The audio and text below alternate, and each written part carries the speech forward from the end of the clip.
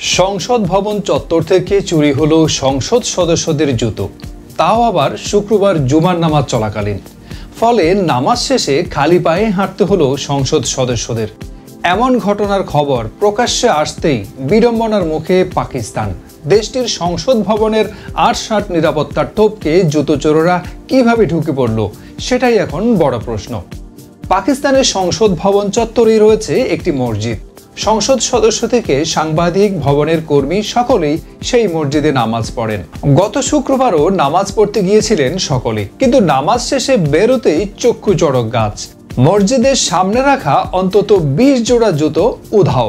আশেপাশে খোঁজাখুঁজি করেও জুতোগুলোর সন্ধান মেলেনি। কিন্তু জুতো ছাড়া কি করে সংসদ ভবনে ফিরবেন? বিকল্প ব্যবস্থা না পেয়ে খালি পায়ে যাত্রা শুরু করলেন পাক সাংসদরা। মসজিদ থেকে খালি পায়ে হেঁটে পৌঁছালেন সংসদ ভবনে, কিন্তু জুতো না পেয়ে যথেষ্ট রেগে গিয়েছিলেন জনপ্রতিনিধিরা। তাদের চাপে পড়ে গোটা ঘটনার বিস্তারিত তদন্তের নির্দেশ দিয়েছেন পাকিস্তানের স্পিকার। নিরাপত্তায় এত বড় গলদ কেন, সেই নিয়েও প্রশ্ন তুলেছেন। সূত্রের খবর, ঘটনার সময়ে দায়িত্ব ছেড়ে কোথাও চলে গিয়েছিলেন নিরাপত্তা রক্ষীরা। সেই সময়ে সংসদ ভবন চত্বরে ঢুকে পড়ে জুতো চোরেরা। এখন সিসিটিভি ফুটেজ খতিয়ে দেখে চোরদের সন্ধান পাওয়ার চেষ্টা চলছে। কিন্তু বিনা বাধায় কি করে ঢুকে পড়ল চোরেরা, সে উত্তর এখনো অজানা।